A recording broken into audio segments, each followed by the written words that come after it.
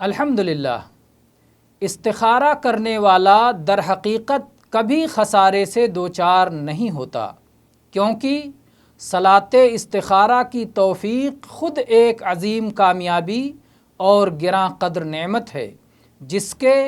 بے شمار دینی اور دنیاوی فوائد ہیں۔ اگر آپ نے اس سلسلے کے ویڈیوز پہلے سنے ہیں تو وہ فوائد ہم نے ذکر کیے ہیں، لیکن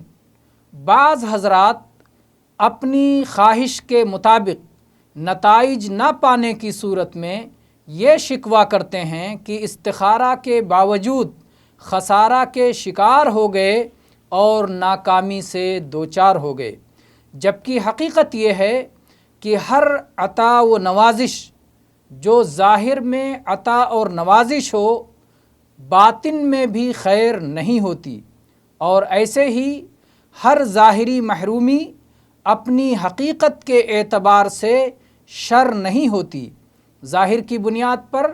بسا اوقات آدمی یہ سمجھتا ہے کہ اسے کامیابی نہیں ملی، حالانکہ وہ پوری طرح کامیابی سے سرفراز ہوتا ہے،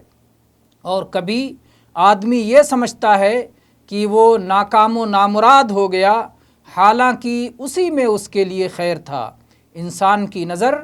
فقط ظاہری امور تک محدود ہے اور باطنی حقیقت سے غافل ہے۔ اللہ تعالیٰ کا ارشاد ہے، یعلمون ظاہرا من الحیات الدنیا، لوگ دنیاوی زندگی کی ظاہری چیزوں کو ہی جانتے ہیں۔